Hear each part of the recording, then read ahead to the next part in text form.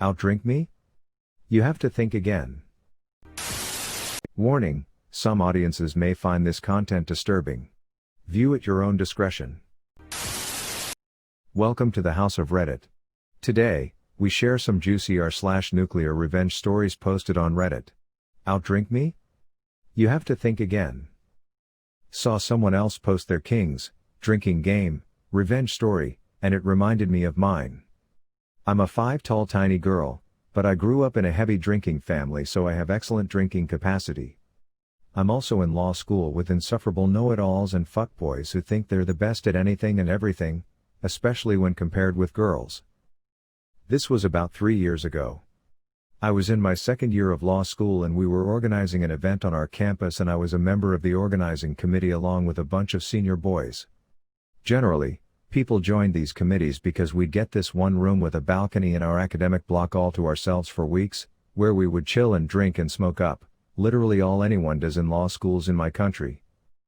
There were these 2 fifth-year boys, law is a 5-year course here, in the committee with me, one of them genuinely there to work too, I'll call him M, the other there to make sure everyone had a good time, I'll call him P.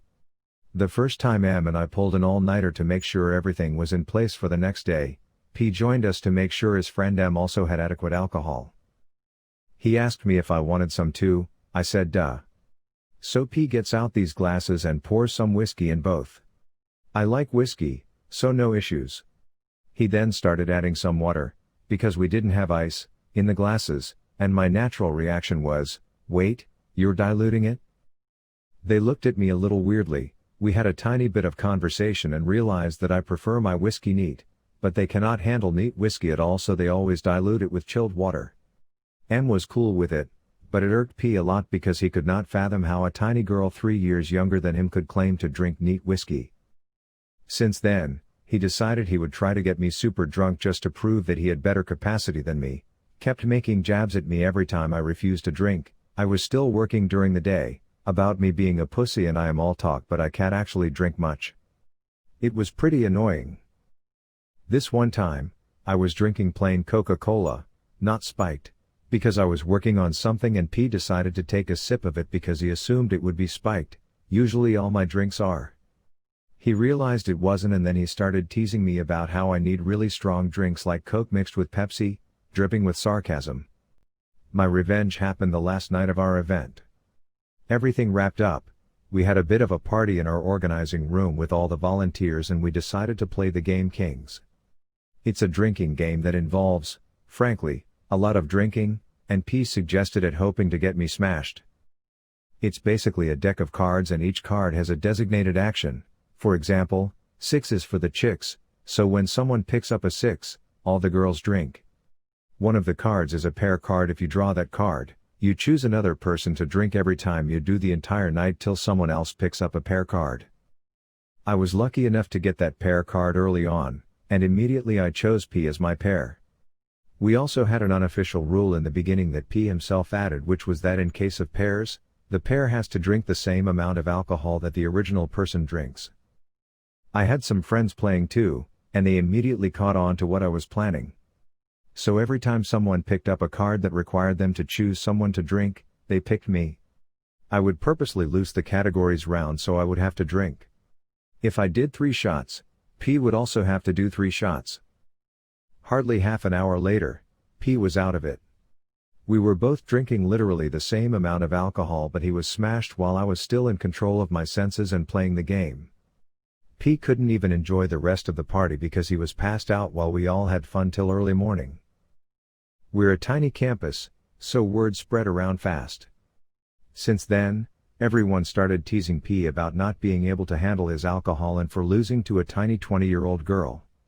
P never tried to pick on me for anything again, and my entire campus hails me as some sort of drinking legend. Landlord asks for more rent, see how I outsmart him. So I've been living in this house share on a rolling contract for over 2 years. The house is very run down, but nothing is dangerous or inhabitable or depressing. The landlord is really bad at fixing stuff, and when he does he turns up unannounced, against the law here, and does a really botched job. Last September the landlord was clearly feeling very motivated as he announced he was going to renovate the kitchen. The old kitchen had cupboards without doors, a really cheap old oven that used to break all the time, really shabby worktops etc. My best guess was it was at least 20 years old. He said the renovations would be done quickly as possible. He quoted a week to us, but it actually went on for 2 months and he broke some laws because he disconnected the oven for several days while there were tenants living in the house.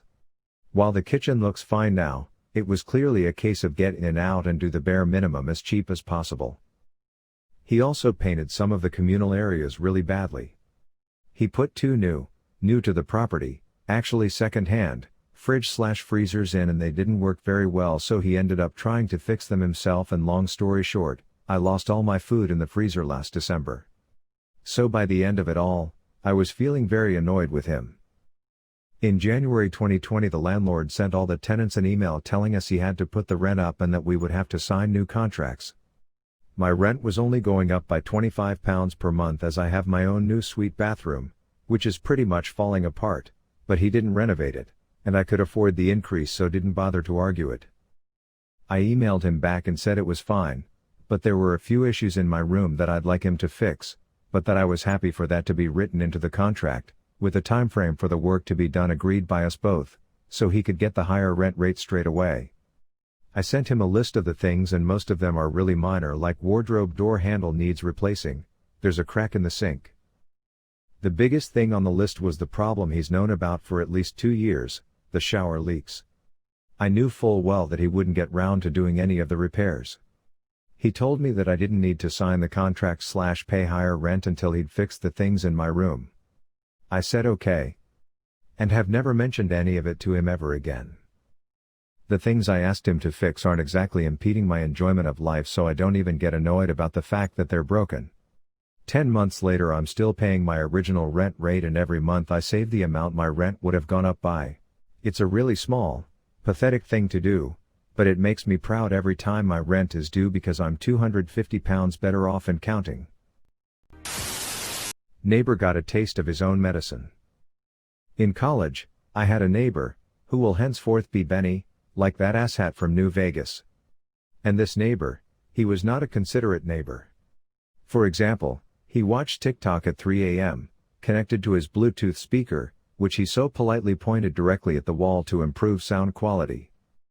He piled his garbage in front of my door when it didn't fit on the sides of his door, that I had to cut a path out when I wanted to leave. He dumped piss from a bottle under my door when he thought I reported him for one of his many crimes against the people of the floor. Absolute degenerate of a neighbor. I was, however, fairly friendly with one of his roommates. On one crisp November evening, this roommate let me in on a little social experiment he was conducting. In Benny's closet, in a black garbage bag, was a pumpkin from Halloween. Originally, it was just supposed to smell up the closet until Benny found it, but Benny never did find it. Move-out day was in late December. I was packing up in my room, and my roommate comes back and says, "Hey, what's up with the bag of soup outside?"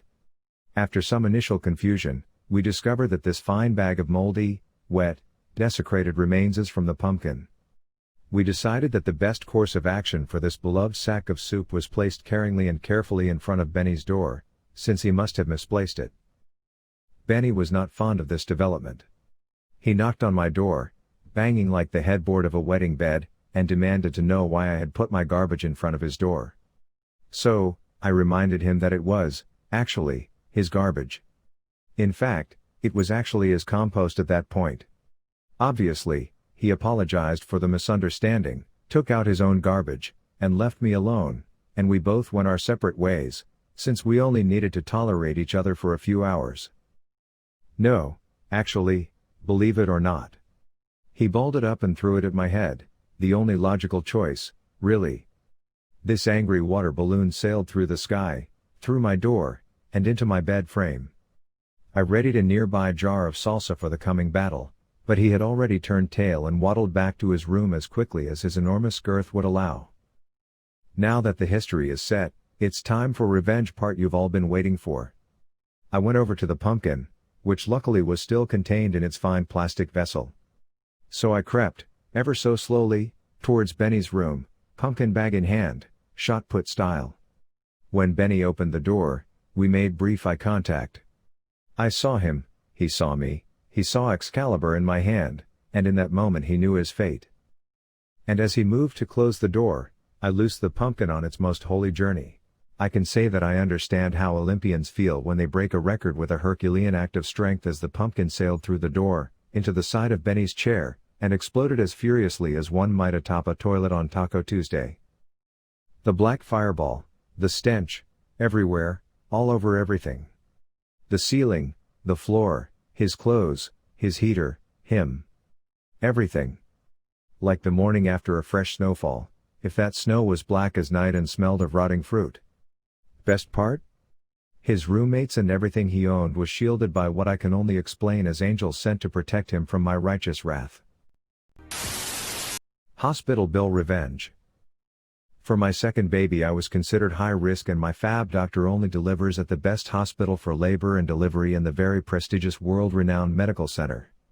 Fortunately the pregnancy went amazingly well and the doctor and nurses were everything advertised above and beyond in every way. The accounting and administration departments though. So the first incident I'm literally in labor, 6 centimeters dilated, someone from accounting comes into the labor room, introduced herself, asks for the deductible payment. The nurse literally had a jaw open in shock. I manage in my pain to say sorry, no checkbook on me. I'm sure you can see that from where you're standing. She replies something like we'll talk later. The nurse sitting with me is still sitting slack-jawed. Fast forward 12 hours, I'm in a semi-private room with a woman who had a huge family in and out. I'm exhausted and kept up but hey, can't fault another woman for having a big family. I'm told that one of the concierge services is that I can fill in my daughter's birth certificate info and just leave it on the bedside table. It will be collected and processed, no need for any further effort on my part. I'm tired and appreciative. Fast forward a month. I get several bills in the mail for services, including a private room. I compare with my insurance company statements and the numbers are way off. My insurance company says to call and ask for itemized bills. I get this after 4 months of constant calls. I used to work administration, I'm a dog with a bone when it comes to following up. In the meantime, remember the birth certificate info? I get my daughter's state birth certificate and can't believe what I see. She has no name. I have no name. My husband's name is listed, I assume because it was his insurance. My daughter is listed as infant. I'm unknown. The state can issue a correction. The correction shows the original as is, then has a separate area at the bottom with info added. I swear her birth certificate looks like my husband picked her out of a dumpster and I'm an afterthought. I am less than thrilled. Forward 18 months. I'm still having an ongoing dispute over the bills. They claim I owe thousands. My math and documentation show that I've overpaid almost $1,500. Finally, the negative rating on my credit costs me a home refinance that would save us about $400 a month off the mortgage. Okay, game on now. I make an appointment with their admin office. I bring my now 18-month-old toddler. I bring snacks and toys to keep her occupied as a good mother should. Then I let her completely loose on their lobby and offices.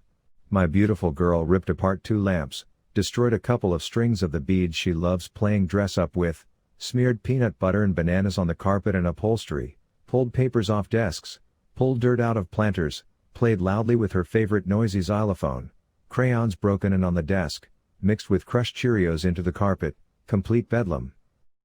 I sat calmly watching the destruction while presenting bills and payment proofs until finally the man agreed that in fact, I was owed about $1,800, he found more than I had.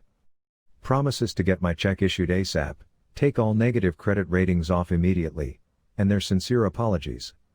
When we left about an hour later it looks like a bomb went off in there. Actual debris covering a 20x20 area and everyone looks like they need sedation. I seriously doubt they could get the stains off that sofa. 3 weeks later I called, I hadn't got my check yet. Should I come pick it up? Oh, that won't be necessary. We're writing it now and sending it to you FedEx. You'll have it by 9 a.m. Don't go to the effort of coming here. If you enjoy this video, please be sure to like, share, comment, and subscribe. If you have any suggestions for future videos, please let us know in the comments below. Turn on the notifications to know when we post new videos. Thank you for coming to the House of Reddit.